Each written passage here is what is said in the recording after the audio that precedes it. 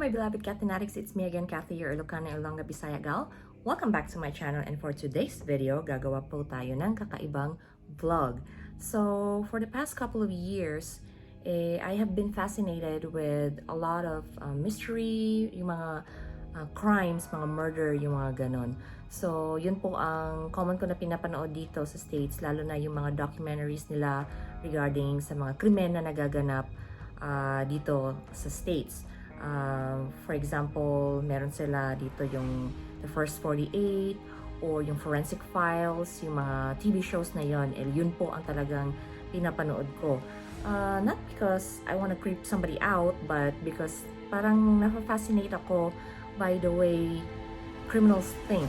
And yung mga lalo na yung mga super complex na mga krimen na ginagawa nila, yung mga motive nila kung bakit nila ginagawa yung mga krimen, or kung paano na solve ng investigators yung isang krimen, lalo na dito sa States. Kasi talagang napaka high-tech din ng technology nila dito.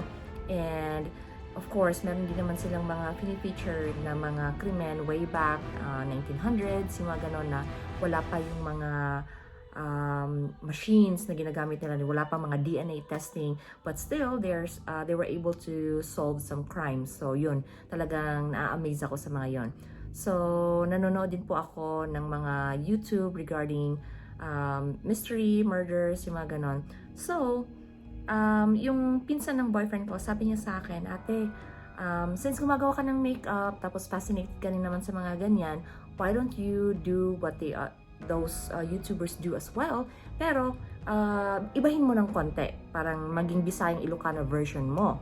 So sabi ko, oo nga no, kasi every time naman na nanonood ako or may nababasa ako ng mga murders, mga crimes, mga ganon, kinikwento ko in a form of yung parang chismis, yung parang ganon sa boyfriend ko or sa coworker ko, and nakukuha din naman nila yung ibig kong sabihin at nabubuo ko rin naman yung kwento based dun sa napanood ko or sa nabasa ko. So sabi ko, ba't hindi ko kaya i-incorporate yun dito sa pag-vlog ko, and at the same time, i-try ko rin na kumbaga siguro mag-makeup while nagkikwento sa inyo. So today will be the first time na itatry ko yun, tingnan ko kung magagawa ko na mag-multitask, and at the same time, gusto ko rin i-share sa inyo, kumbaga i-chismis sa inyo, i-chika sa inyo yung mga nababasa ko para naman ma-aware din kayo kung ano yun at kung paano nila sinusolve yung mga crimes nila dito sa States. So, let's try and let's see kung ano ang magiging kalabasan nitong vlog na to.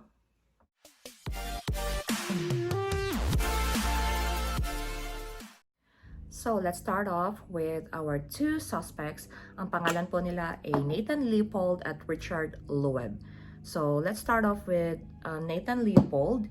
He was born on November 19, 1904 from a German-Jewish immigrant, and galing din po siya sa napaka-prominenteng pamilya. So, yayamanin po sila. And sinasabi din po sa mga reports na he was born more as a prodigy child kasi daw at the age of 4 months nakakapagsalita na siya. So siya po ay isang achiever at nag-study po siya ng 15 lingwahe, to which 5 doon is talagang fluent siya na magsalita. So nakakuha din po siya ng mga awards during sa pag-aaral niya, and talagang achiever po yung bata na si Nathan Leopold. Ang next suspect po natin nagngangalang Richard Loeb or Loeb, but she's calling him Richard. So he was born on June 11, 1905. Same din po, medyo prominente din yung family niya. Yung father niya is abogado at retired vice president ng Sears. So sa mga hindi nakakaalam kung ano yung Sears, yun po yung parang isa sa mga malalaking department stores dito sa Amerika. And at the same time, sa sobrang talino din niya, nag-skip siya ng napakaraming grades para mag-excel siya, kasi nga sobrang talino niya at talagang kailangan niyang mag-skip ng ilang grades pataas. So siya po yung natala doon na youngest student na graduate sa University of Michigan at the age of 17. So, kung i-compare nyo po si Nathan at saka si Richard, medyo may kakaiba sila na characteristics kasi si Nathan is more on studies and more on discoveries, yung mga ganon. Whereas ito namang si Richard is more on socializing, naglalaro din siya ng tennis, at the same time, mahilig siya sa mga crime novels. So, pareho po silang lumaki sa Chicago. It's a little small town called Kenwood, and then they actually began seeing each other mga mid-1920s, kung saan pareho po silang pumasok sa University of Chicago. And then, when they started talking to each other, they found out na parang may mutual interest sila regarding mga crimes. So, ito pong si Leopold, si Nathan Leopold, fascinated siya by a philosopher named Friedrich Nietzsche. Yeah. At saka yung sinusulat niya about Superman type. So, ang sinasabi doon is, ang Superman daw is someone na capable to do anything and everything na hindi nalalagot sa batas, parang untouchable, yung parang ganon. Tapos meron silang mga abilidad na talagang extraordinary. Yun. So, parang nainganyo din si Richard for that one. So, iniisip po ni Leopold na kinakategorize niya siya at si Richard as mga Superman. So, ibig sabihin, iniisip nila na invincible sila, na hindi sila malalagot sa batas kung ano man yung gawin nila. So, ayun. At the age of 18 and 19, napag-isipan nila na gumawa ng mga petty crimes. So, nagsimula muna sila sa nanakaw, pag-vandalize, and at the same time, nag-break-in din sila sa isang fraternity house sa University of Michigan, kung saan nagnakaw sila ng pen knives, camera, at saka typewriter. Which is, yung typewriter na yun naman, yun yung sinimula nilang gamitin para gumawa ng mga ransom notes. Pero, during that time, hindi sila napapansin ng media. Kumbaga, walang nagbabalita sa kanila. Walang kwenta yung mga ginagawa nila. Hindi sila nagiging sikat or parang ugong-ugong doon sa little town nila. So, nag-step up sila ng game nila, nag-level up sila. Nagsimula naman silang magsunog. So, magsunog sila ng mga bahay, ng mga facilities, yung mga ganon. So, na-alarma yung taga Kenwood, but at the same time, hindi pa rin nagiging malaki na balita yung ginagawa nila. So, they're kind of looking for attention. Gusto nilang maging sikat kasi nga, gusto nilang makategorize yung sarili nila as mga Superman na invincible nga. So, since wa-effect talaga yung kanilang ginagawa na mga krimen galing sa pagnanakaw, pagbabandal, papunta doon sa pagsusunog ng mga properties, gusto nilang mag-level up pa. So, they started planning what they call is the perfect crime, and sabi nila for sure ito talaga pag ginawa natin to magiging laman tayo ng mga dyaryo. So ngayon ang napagdesisyonan nila is paano kaya kung mag-kidnap sila ng bata and at the same time i-murder nila. So para sa kanila that would be the perfect crime na malalagay yung pangalan nila or magkakaroon ng ugong-ugong na balita doon sa kanila na may napatay nga na bata. So for 7 months, pinalo talaga nila. Gusto nila yung talagang detalyado na plano. So, nagplano sila from ano yung gagamitin nila na weapon to paano nila i-execute. So, ang napag-desisyon na nila is magkikidnapin nila yung bata. Tapos, mag-ransom demand sila via phone. Kumbaga, tatawagan nila yung pamilya. Tapos sasabihin nila na kailangan mo magbigay ng pera, pumunta ka sa, let's say, pumunta ka sa gas station. So, pupunta sa gas station, tatawag ulit sila na, wala kami dyan, pumunta ka sa train station, nandun kami. So, parang ganun na klase na ransom, kidnap for ransom case yung gagawin nila. So, papuntahin nila yung parents or kung sino man na makokontakt nila na family ng magiging biktima nila. sa kung saan-saan. Tapos, by the end of the plan, papupuntahin nila sa isang lugar yung tao, tapos kung saan nila i-drop yung ransom money, tapos maglalagay sila doon ng parang final na note or instruction, handwritten na, or no, not typewritten. Gamit pa rin yung typewriter na ninakaw nila doon sa isang fraternity house way back sa University of Michigan. So after long deliberation, or pagsa-search nila ng kanilang pinakaunang bibiktimahin, probably the last one too, napagdesisyon na nila na ang bibiktimahin nila ay batang lalaki.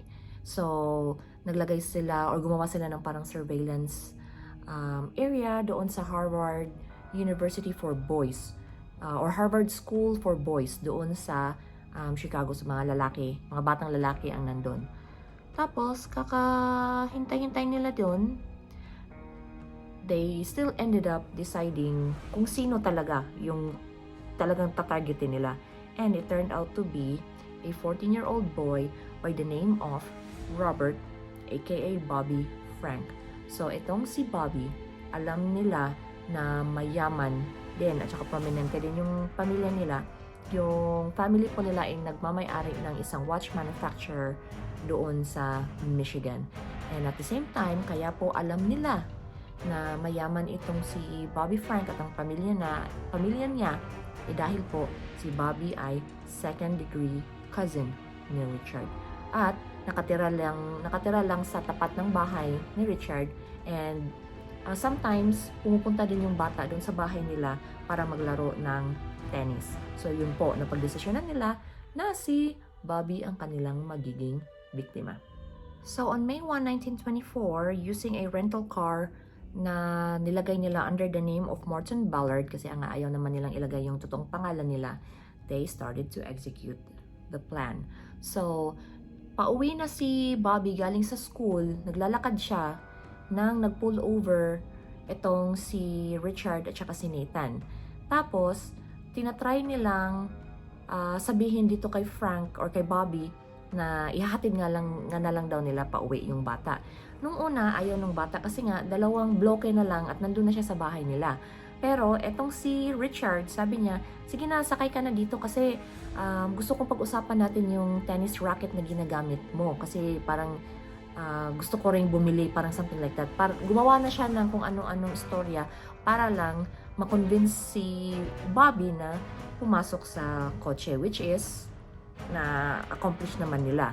So pumasok sa kotse si Bobby, doon siya sa passenger side, and then according sa mga nire-research ko ng mga articles, oh yes, nag-research po ako. So ang sabi doon is hindi nila masyadong makwento or ma-elaborate ng masyado kung paano or kung ano yung nangyari sa loob ng sasakyan, pero according sa mga prosecutors, ito yung kanilang investigation na si Nathan daw ang nagda-drive, tapos itong si Richard ay nasa likod, na nandun na sa kanya yung murder weapon, which is yung chisel. Yun yung napagdesisyon na nila na gawing murder weapon. So habang nagda-drive sila, kinuha daw ni Richard yung chisel sa side ng seat niya at inumpisahan na niyang ipalo doon sa ulo ng bata. And according din sa isa ko pang nabasa na article, ang nangyari daw is pinukpok niya ng pinukpok sa ulo si Bobby. Pinukpok niya ng pinukpok sa ulo si Bobby nung chisel. Tapos, siyempre dugo-duguan na yung bata. Pero, naririnig pa rin nilang umuungo. So, ibig sabihin, buhay pa yung bata. Tapos, inano niya ulit, pinukpok niya ulit. Pero talagang buhay pa yung bata. Kahit anong pukpok niya sa ulo na duguan na yung bata, umuungol pa rin. The boy is still making noise. So, that means na talagang lumalaban din yung bata para sa buhay niya. Ang end up na nangyari is, hinatak ni Richard papunta sa likod si Bobby. Tapos, nilagyan niya ng tela yata or something sa bibig para tumikom na at hindi na gumawa ng kahit na anong ingay. And right there, slowly siguro nag-bled to death na yung bata. maya-maya tumahimik na rin. So, ibig sabihin, namatay na si Bobby nandun sa likod ng kotse. So, habang yung katawan ni Bobby is nandun sa likod sa may floor, para hindi nga makita ng mga tao na nadadaanan nila pag nagdadrive, pumunta sila sa isang dumping spot sa may Indiana, which is like 40 kilometers away from Chicago. And doon nila tinapon yung katawan. And at the same time, para mahirapan yung mga investigador o yung mga prosecutors na ma-identify yung bata, ang ginawa nila is nilagyan nila ng hydrochloric acid yung muka para kumbaga masunog siguro, and pati yung kanyang private organs para hindi agad malaman na tuli yung bata. Kasi way back then, hindi pa ganun kauso siguro, or parang hindi pa masyado nilang pinapractice yung circumcision. So, bibihira lang yung talagang na-circumcise, and at the same time, kung nag-commit ka ng murder, tapos malalaman nila na sa investigation na tuli yung pinatay mo, may listahan po sila ng mga tao na nagpatuli. And, syempre, ma-figure out nila, mapipinpoint nila doon kung sino yung katawan na yon based doon sa record. Siguro, tatawagin nila lahat ng mga na-circumcised during that time, at kung sino man yung nawawala, malalaman nila na siya yung biktima. So, by the time na nakabalik sila sa Chicago, nandun na nga yung balita na nawawala nga itong si Bobby. So, parang parang nag-i-enjoy na itong si Nathan at saka si Richard, kasi nga yun na yung mga bali-balita is nawawala nga yung bata na pinatay nila. So, during that night, the same night, ang ginawa po nila, tinawagan ni Leopold yung mama ni Frank, and at the same time, pinangalan niya na siya ay si George Johnson. At sinasabi niya na na-kidnap nga yung bata. At meron ako ipapadala sa inyo na sulat, ano yung mga instruction para makuha ninyo yung bata, parang something like that. And the rest of the night, naglalaro na lang sila ng cards na parang walang nangyari, kung silang kriminal. So, the next day, as soon as na-receive na nung family yung letter, tumawag ulit itong si Leopold, named as George Johnson, on the phone. Sabi niya, okay, so nandyan yung mga next ko, yung pinakaunang instruction ko, sundin nyo yan, tapos tatawagan ko kayo later pag nakarating na kayo sa lugar. So ito namang mga family member na syempre nervous na naunsyami ang plano, kasi ikaw ba naman nervous na hindi mo maalala mo pa ba kung ano yung mga instruction. So the first unsyami na nangyari is nakalimutan ng family members kung saan yung store, kung ano yung address ng dapat nilang puntahan para i-drop yung first payment nila. And at the same time, by that time na pupunta na sana sila or something like that, nakita na ng mga pulis ang katawan ni Frank. So, na-cut lahat yung plano nila, na sobrang dami nilang plano na dapat pumunta kayo sa ganito, pumunta sa ganyan. Hindi mo lang sila naka-first move kasi natagpuan na yung katawan ni Frank, and at the same time, wala silang nakuha na pera. So, as soon as nalaman nila yon, ang ginawa nila kaagad is sinira nila yung typewriter na pinag-typean nga nila nung ransom note, and at the same time, sinunog din nila yung blanket na pinag-wrap, yung ni-wrap nila sa katawan, and after that, they just went their usual lives, like parang wala nang din nangyari. So, nilinis nila yung mga yon, tapos they went on with their lives. Then, yung Chicago Police, syempre nagkaroon na ng intensive investigation. Naglagay din sila ng mga rewards kung sino man yung makabigay ng impormasyon tungkol sa pagkamatay, or may nakakita man ng mga witness doon sa pagpatay kay Bobby Frank. So, sa araw na yun naman, while itong si Richard, he was just going on with his life na parang walang nangyari nga.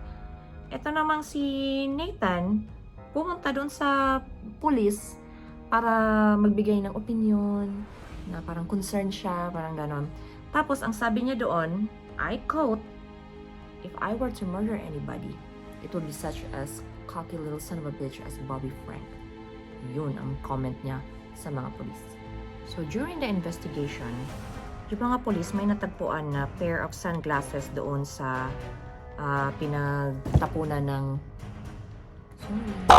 yung pinagtapunan ng bangkay. And upon investigation na naman, napag-alaman nila na sa Chicago, 3 tao lang ang nag-purchase nung klase na yon ng sunglasses. Which is, isa doon is obviously kay Nathan Leopold. And ang sinabi naman ni Nathan na alibay niya, well, ako kasi nanonood ako ng mga lumilipad na mga ibon, nagba-bird watching ako, yan yung term na tinatawag. Kasi I do study the behaviors of the birds, kung saan sila nagma-migrate, yung mga ganon. So, baka nahulog ko yan nung time na pumunta ako dyan para mag-bird watching. So, yun yung kanyang alibay. But still, parang naging party pa rin siya ng investigation. Noong May 29, itinawag si Nathan Leopold and si Richard Loeb for questioning.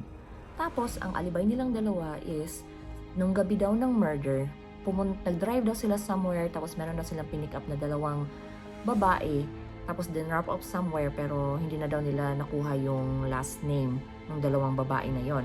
Which is, na-booking naman sila kasi upon further investigation, ang sabi nung chauffeur, parang driver, ni Nathan Leopold, na yung kotse na kiniklaim nila, na pinag-drive daw nila, na nag-pick up daw sila ng 2 babae, is nandun sa kanya kasi nire-repair niya.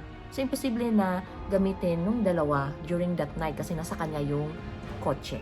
And later on naman, on June 7, natagpuan din yung sinunog na typewriter sa isang lagoon na doon nila tinapon. So, yun nga, nagka-bookingan na. So, napag-alaman na silang ang 2 yung primary suspect sa pagkamatay ni Bobby Frank. So, isa-isa na silang iniimbestigahan at pinakiusapan na mag-confess na, umamin na sa krimen na ginawa nila. So, dahil nga 2 sila, tapos they did investigate kasi isa-isa kayong tatanungin yan on a separate time and separate room. So, ang sinasabi ni Nathan na siya daw yung driver, tapos si Richard daw yung nasa likod, si Richard ang pumatay. O, tinanong mo naman si Richard, ang sinasabi niya naman is, siya yung driver at si Nathan ang nasa likod at si Nathan ang pumatay. So, nagpapangganonan sila kung sino ba talaga ang driver at sino ba talaga ang nasa likod at pumatay kay Bobby Frank.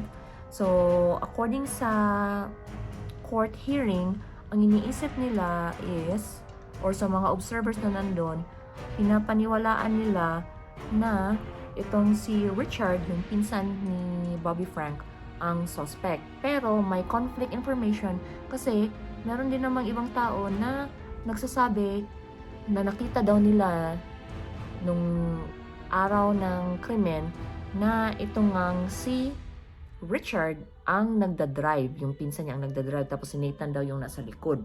So, nalilito sila kung sino ba talaga kasi according sa kanilang observation, they all believe na si Richard ang pumatay sa sarili niyang pinsan. Pero, kinokontradict nga ng ibang tao na witness daw at sinasabi nilang hindi si Richard yung nasa likod, kundi si Nathan. So, both Leopold and Loeb admitted to the crime. Pinatay nga nila. But, at the same time, sinabi din nila na na-fascinate nga sila doon sa concept ng Superman, na gusto nilang maging invincible at gusto nilang gawin yung isang bagay na hindi sila malalagot sa batas. Kaya nila ginawa yun. In short, pinatay nila si Bobby Frank just for their experimentation and dahil talagang trip-trip lang nila. And at the same time, sabi din ni Leopold is, nagkaroon lang siya ng interest kasi gusto niyang feel kung ano ang pakiramdam ng makapatay ng tao, kung ano yung feeling na masabing ikaw ay isang murderer. So ito na nga, nagkaroon na ng trial. And yung part ni na Leopold at ni Loeb, ni Nathan at saka ni Richard, kumuha sila ng isang napakasikat na defense attorney. Ang pangalan niya ay Clarence Darrow. And ang nag-hire sa kanya is yung family ni Richard, which is yung pinsan nga nung namatay. Yun nga guys. The trial lasted for 32 days and it was named as the trial of the century during that time kasi talagang karumal-dumal yung ginawa nila na krimen. And at the same time, na-meet din nila yung satisfaction nila na dahil di ba nga, yung isa sa mga gusto nilang target is maging laman sila ng mga balita, which is, ayan nga, nakuha na nila. And then, it lasted for 32 days. Yung sa prosecutor's side naman, si Robert Crowe presented over 100 witnesses. They presented a documentation with all the details of the crime para nga ma-convict yung dalawa. Ito namang si Darrow, yung defense attorney, na talagang bigatin din daw at talagang napakagaling na attorney. Ang kanyang ini-endorse is maging not guilty by reason of insanity. Kasi sinasabi niya na yung dalawa daw na binatilyo, kasi they were still 18 and 19 years old during that time. Sinasabi niya na there's something wrong with their endocrine system daw, na sa parang hormones nila or something, na yun daw yung nag-trigger para gumawa sila ng krimen. But yun nga, parang may psychological or psychiatric problem yung dalawa. So dapat not guilty kasi nga may problema daw sa pag-iisip. Whereas sinabi naman nitong si Crowe doon sa doon sa prosecutor side na that's not true. Talagang ginawa nila yung krimen nila na walang problema sa pag-iisip nila, and they have to be convicted as guilty and they have to be punished for the crime that they did. September 10, 1924, nagkaroon na po ng decision yung korte at na-rule po ang decision nila as guilty. So, they were sentenced to life imprisonment for the murder plus 99 years imprisonment on top of that dahil doon sa kidnapping. So, life imprisonment plus 99 years on top of that. Ooh. Leopold and Loeb initially were held at Joliet prison. Pero kahit na yun. So kahit na nilagay sila sa magkakaibang selda, they still kept their friendship and they're still buddies. And noong 1931, tinransfer sa Stateville Penitentiary si Leopold, which is si Nathan, and then later on naman na-transfer din naman doon si Richard Loeb. And together nag-aral sila doon kung ano man yung mga curriculum na meron sila doon sa state prison. On January 28, 1936, si Richard Loeb was attacked by a fellow inmate by the name of James Day with a straight razor. Yun yung parang kutsilyo na ginagamit nilang pang shave. Doon daw sa shower room. Tapos namatay din siya later that day sa prison hospital because they have their own hospital setting. Ang sabi daw doon is si Richard daw ang nanguna na nag-assault kay Day. Tapos parang self-defense lang daw yung ginawa niya. Pero upon investigation, wala namang sugat or kahit na anong galos itong si Day. So, ang injury po ni Richard Loeb was 50 wounds. And one of that is ginilitan siya sa leeg. Na according to them, based on sa hiwa or something, parang ginawa ni Day while nandun siya sa likod ni Richard, parang ginanong tapos ginilitan, parang ganon.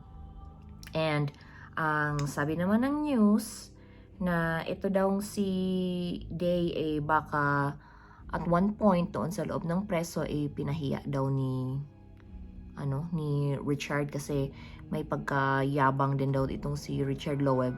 So, nung time na nag-shower siya, they took the opportunity to kill him. At yun nga, yun habang naliligo itong si Richard Loeb, pumunta si James Day sa likod niya and yun, ginilitan siya. And siguro yung ibang wounds na sinasabi, kasi according dun sa nabasa ko, wala namang sinabi kung stab wounds or yung parang slice lang or something, but ang sinabi lang is it was a total of 50 wounds.